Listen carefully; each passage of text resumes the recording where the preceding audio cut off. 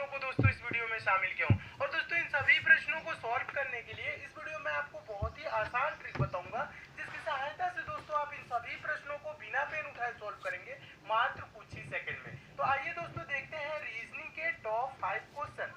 देखिएगा दोस्तों, पहला क्वेश्चन है मोस्ट इंपोर्टेंट क्वेश्चन है और इस टाइप के हमेशा प्रश्न पूछे जाते हैं। दोस्तों ये मैथमेटिकल रीजनिंग के अंतर्गत आता है, ठीक है। यानी रीजनिंग के भी सेक्शन में क्वेश्चन ये पूछा जाता है और मैथ के भी सेक्शन में ये क्वेश्चन पूछ लिया जाता है। बहुत ही इंपॉर्टेंट टाइप का क्वेश्चन है। क्वेश्चन पढ़िए। क्वेश्चन कह रहा है एक चींटी 3 मीटर चलती है और फिर 4 मीटर ऊंचे एक वृक्ष पर चढ़ती है। वह अपने, ठीक है, कह रहा है अपने मूल स्थान से वह कितनी दूरी पर है। इस पे दोस्तों दो टाइप के प्रश्न बनते हैं, ठीक है। पहला टाइप का और दूसरा टाइप का, ठीक है। तो पहला टाइप का कौन सा बनता है, ये वाला जो क्वेश्चन है इसको मैं सॉल्व करने की कोशिश कर रहा हूँ और आप दोस्तों क्या करिएगा, समझने की कोशिश करिएगा, ठीक है। देखिए कह रहा है एक चींटी 3 मीटर चलती है। क्या होती है दोस्तों, एक चींटी 3 मीटर चलती है। यानी मान लेंगे दोस्तों चींटी इस पॉइंट से चल रही है। कितना मीटर चली है दोस्तों, 3 मीटर चली है और फिर 4 मीटर ऊंचे वृक्ष पर चढ़ती है। ये वृक्ष मान लेंगे दोस्तों 4 मीटर का है। कितने मीटर का है, 4 मीटर ऊंचे वृक्ष पर चढ़ जाती है। और प्रश्न अब क्या पूछ रहे हैं, प्रश्न देखिए पूछ रहे हैं अपने मूल स्थान से वह कितनी दूरी पर है। मूल स्थान यानी कि ये वाला है, यहाँ पे जहाँ से चलना स्टार्ट की है और यहाँ पे पूछ रही है वह कितनी दूरी पर है। तो ये दूरी कहने का मतलब ज्यादातर स्टूडेंट क्या करते हैं, जोड़ लेते हैं। 3 मीटर चली इधर, 4 मीटर चली इधर, 4 3 क्या हो गया दोस्तों 7 और 7 मीटर आंसर देखते हैं, तुरंत टिक कर देते हैं और आंसर गलत हो जाता है। ये ऐसा प्रश्न ये नहीं पूछ रहा है। प्रश्न अगर जो पूछता वह कुल कितनी दूरी चली, तब तो इसका आंसर हो जाता 7 मीटर। पहला टाइप का ये प्रश्न बनता है, वह कुल कितनी दूरी चली। इतना आसान तो पूछेगा नहीं पेपर में। ये क्या पूछता है दोस्तों, वह मूल स्थान से कितनी दूरी पर है। यानी कि ये वाला दूरी पूछ रहा है, ये वाला जो दूरी देखिए जो मैं रेखा खींच रहा हूँ ना, ये वाला दूरी पूछ रहा है। यहाँ से यहाँ तक की दूरी कितनी है, ये चीज पूछता है। तो दोस्तों जब ये पेड़ पे चढ़ी है तो यहाँ पे क्या हो गया दोस्तों, 90 डिग्री का एंगल बन गया है। कहने का मतलब है दोस्तों ये 4 है ना, ये लंब है और ये आधार है और 90 डिग्री के सामने वाला ये जो दोस्तों एंगल है, ये क्या है दोस्तों, कर्ण है। तो कर्ण क्या होता है, कर्ण का मान कैसे निकाला जाता है, तो कर्ण बराबर दोस्तों होता है अंडर रूट लंब का स्क्वायर प्लस आधार का स्क्वायर। कहने का मतलब है कर्ण बराबर क्या होता है दोस्तों, कर्ण बराबर क्या होता है, देखिएगा कर्ण बराबर क्या होता है, कर्ण कैसे निकाला जाता है, अंडर रूट में लंब का स्क्वायर यानी कि 4 का स्क्वायर क्या होगा 16 और प्लस आधार का स्क्वायर 3 का स्क्वायर क्या हो जाएगा 9।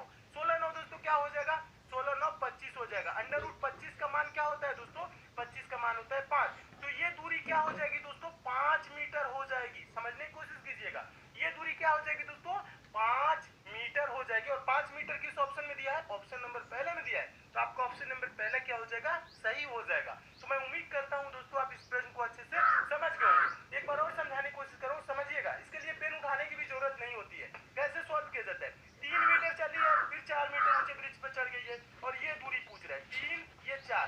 तो क्या करेंगे दोस्तों, 4 का स्क्वायर क्या होता है 16, 3 का स्क्वायर क्या होता है दोस्तों 9, 16 9 क्या होगा दोस्तों 25। इसको अंडर रूट में रख लेंगे, ठीक है। अंडर रूट 25 का वैल्यू क्या होता है दोस्तों 5, ठीक है। तो ये कर्ण इस ऐसे आ जाएगा, ये 5 यानी कि ये दूरी जो होगी दोस्तों यहाँ से यहाँ तक की ये 5 मीटर होगी। यानी कि चींटी दोस्तों मूल स्थान से वो कितनी दूरी पे है, तो 5 मीटर की दूरी पे है और 5 मीटर ऑप्शन नंबर ए में दिया। तो आपका ऑप्शन नंबर ए दोस्तों क्या हो जाएगा, सही हो जाएगा। और इस टाइप के दोस्तों हमेशा प्रश्न पूछे जाते हैं। मैं उम्मीद करता हूँ दोस्तों इस प्रश्न को आप बहुत ही अच्छे तरीके से समझ गए होंगे। अगला क्वेश्चन देखिएगा, दूसरा क्वेश्चन है।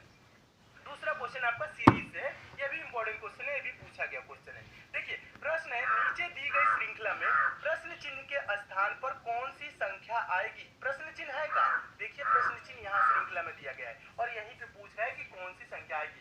तो दोस्तों सीरीज से रिलेटेड कभी भी आपके पेपर में प्रश्न है तो आप क्या करेंगे, सीरीज को देखेंगे, सीरीज कैसे आगे चल रही है। तो जैसे दोस्तों ये सीरीज कैसे चल रही है देखिएगा, 3 है दोस्तों, 3 के बाद 5, 5 के बाद 6, 6 के बाद दोस्तों 12 हुआ, फिर 12, उसके बाद प्रश्नवाचक चिन्ह 24 26। यानी कहने का मतलब है अगर जो आप डिफरेंस देखें दोस्तों, यानी अंतर देखें तो 3 के बाद 5 हुआ 2, फिर 5 के बाद 6 1, 6 के बाद दोस्तों 12 हुआ 6, 12 के बाद दोस्तों 12 है यानी कि 0, फिर उसके बाद प्रश्नवाचक चिन्ह, उसके बाद से दोस्तों 24 और 26 है यानी कि 2 इधर, ठीक है। यानी ये यहाँ पे आपको कुछ नजर नहीं आ रहा होगा इस टाइप से कि ये सीरीज कैसे आगे बढ़ रही है या घट रही है, कुछ भी यहाँ पे आपको समझ में नहीं आएगा।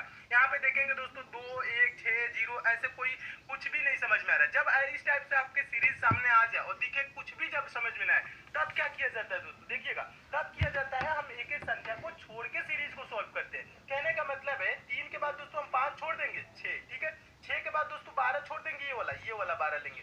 फिर 12 के बाद दोस्तों प्रश्नवाचक चिन्ह छोड़ के 24, ठीक है। यानी कहने का मतलब है, देखिए क्या हुआ, 3 दूना के 6, 6 दूना के 12, 12 दूना के 24, यानी क्या हो रहा है, मल्टीप्लाई 2 हो रहा है, यानी कि 2 गुना हो रहा है।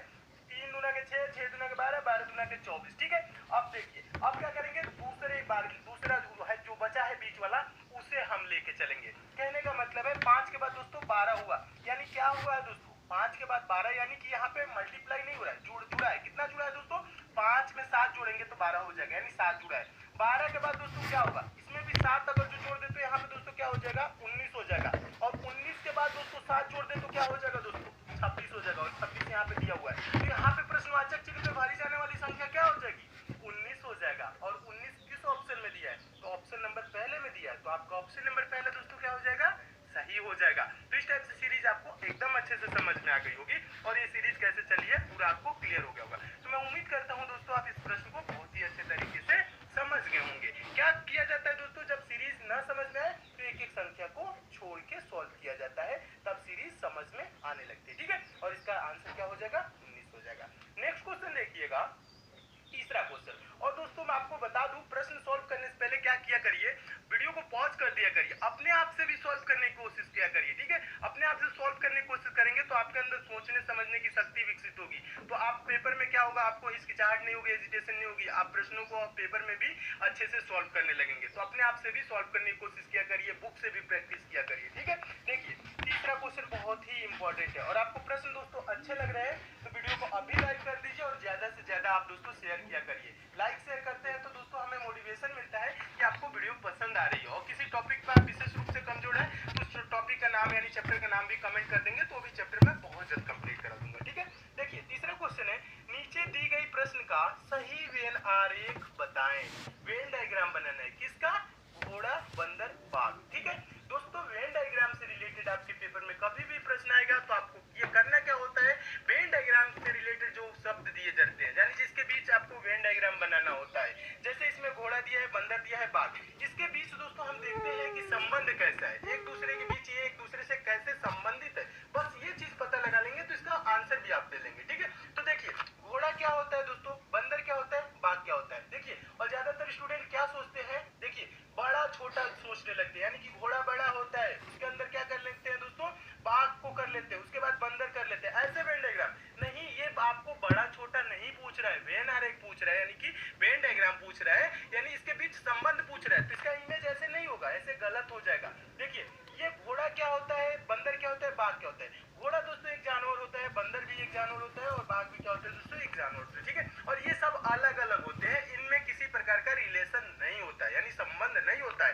तो एक देखिए सर्कल कैसे बनाएंगे, और इसको सर्कल से प्रदर्शित किया जाता है, तो एक घोड़ा का सर्कल हो जाएगा, फिर एक बंदर का सर्कल हो जाएगा, और एक बाघ का सर्कल हो जाएगा, यानी अलग अलग इसका सर्कल हो जाएगा, ठीक है। तो दोस्तों इस टाइप से अलग अलग सर्कल देखिए किस ऑप्शन में दिया है, तो आपका देखेंगे दोस्तों ऑप्शन नंबर बी देखेंगे, तो ऑप्शन नंबर बी में दिया है अलग अलग सर्कल, ठीक है। तो ये ऑप्शन नंबर बी क्या हो जाएगा, सही हो जाएगा, यानी इसके बीच कोई संबंध नहीं होता है, ये सब अलग अलग जानवर है। तो इस टाइप का वेन डायग्राम किस टाइप से बनेगा, ऑप्शन नंबर बी की तरह। तो आपका ऑप्शन नंबर बी दोस्तों क्या हो जाएगा, सही हो जाएगा। तो मैं उम्मीद करता हूं दोस्तों आप इस प्रश्न को भी बहुत अच्छे तरीके से समझ गए होंगे, और इस टाइप के भी प्रश्न आपके पेपर में आएगा तो आप अच्छे से सोल्व कर लेंगे। अगला क्वेश्चन देखिएगा, अगला क्वेश्चन मोस्ट इंपोर्टेंट है, और अगला क्वेश्चन देखने से पहले दोस्तों जो नए स्टूडेंट है उनके लिए बता दूं दोस्तों, ये पंचम पब्लिशर की बुक है, आपके आगामी सभी परीक्षाओं के लिए इंपॉर्टेंट है, चाहे आप दोस्तों रेलवे की एग्जाम देंगे, एसएससी की एग्जाम देंगे, या अगर आप दोस्तों कोई सा भी गवर्नमेंट एग्जाम देंगे, क्योंकि दोस्तों इस ई बुक में उन प्रश्नों को शामिल किया गया है जो प्रश्न आपके बार बार परीक्षाओं में पूछे जाते हैं, जो प्रश्न हमेशा परीक्षाओं में रिपीट होते हैं।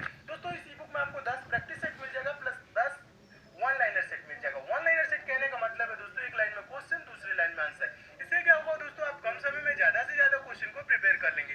दोस्तों आपके एग्जाम में इससे 2 दिन का भी टाइम रहेगा, तो इस ई बुक को लेकर आप जरूर पढ़ लीजिएगा, आपके एग्जाम में काफी हेल्प मिलेगी, क्योंकि दोस्तों इसमें साइंस, जनरल अवेयरनेस और करंट अफेयर के इंपॉर्टेंट प्रश्नों को शामिल किया गया है, जो प्रश्न आपके बार बार परीक्षाओं में पूछे जाते हैं। दोस्तों पंचम पब्लिशर इसकी कीमत 150 रुपए रखी थी, लेकिन मेरे कहने दोस्तों ये ई बुक आपको मात्र 25 रुपए मिल जाएगी। इस ई बुक को दोस्तों आप ले कहां सकते हैं, तो इसका लिंक दोस्तों मैं नीचे डिस्क्रिप्शन बॉक्स में दे दिया हूं, उस लिंक के थ्रू इस ई बुक को आप डाउनलोड कर सकते हैं। दोस्तों ये ई बुक है पीडीएफ नोट्स की तरह है, आपके मोबाइल में ही डाउनलोड हो जाएगी, आप मोबाइल से ही पढ़ सकेंगे, ये मार्केट में ऑफलाइन आपको नहीं मिलेगी। अगर जो दोस्तों आपको डाउनलोडिंग या पेमेंट से किसी प्रकार की समस्या होती है, दोस्तों पंचम पब्लिशर का कस्टमर केयर नंबर दिया गया है, इस नंबर पे आप कॉल करके बात भी कर सकते हैं। दोस्तों इस ई बुक को मैं खुद देखा रखा हूँ इसमें जो प्रश्न दिए गए हैं बहुत ही इंपॉर्टेंट दिए गए हैं, जो बार बार एग्जाम में पूछे जाते हैं। इसलिए दोस्तों एग्जाम से पहले पहले इस ई बुक को एक बार लेके आप जरूर पढ़ लीजिएगा। तो आइए दोस्तों देखते हैं अगला क्वेश्चन। देखिएगा दोस्तों चौथा क्वेश्चन है। चौथा क्वेश्चन बहुत ही इंपॉर्टेंट क्वेश्चन है और ये पेपर में बहुत बार पूछा जा चुका है। देखिए क्वेश्चन देखने में दोस्तों आपको बहुत बड़ा लग रहा होगा, लेकिन सॉल्व करना ये बहुत ही आसान होता है। और ज्यादातर स्टूडेंट क्या करते हैं, क्वेश्चन बड़ा देखते हैं और छोड़ देते हैं। ठीक है, क्वेश्चन बड़ा देख के छोड़ा नहीं जाता, उसको सॉल्व करने की कोशिश किया जाता है, ज्यादा टाइम नहीं दिया जाता। ठीक है, देखिए इसमें टाइम नहीं लगेगा। प्रश्न को पढ़िएगा। प्रश्न कह रहे हैं नीचे दी गई श्रृंखला में अगला संख्या क्या होगा।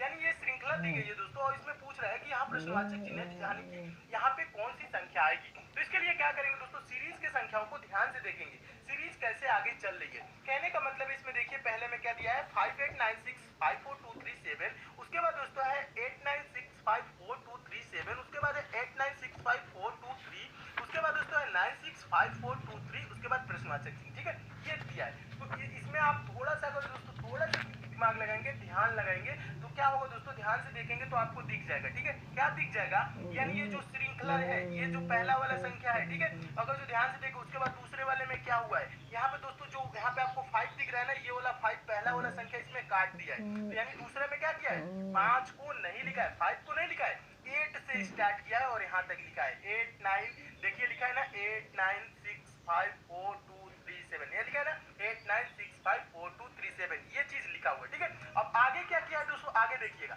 आगे देखिए दोस्तों 896 लिखा है, 5423 तक लिखा है, 7 को नहीं लिखा है। समझ रहे ना ये कर क्या रहे, यानी कि पहले वाले में क्या किया, पहला संख्या हटा दिया, दूसरे वाले में क्या किया, लास्ट वाला हटा दिया, तीसरे वाले में क्या किया दोस्तों, देखिए तीसरे वाले में क्या किया है, आगे देखिएगा, यहाँ पे तीसरे वाले में क्या किया है, यहाँ पे लास्ट वाला ही संख्या को इसको जब हटा दिया है, फिर चौथे वाले में क्या किया, ये चीज देखिएगा, ध्यान से देखिएगा, एक बार और समझाने की कोशिश करो। पहले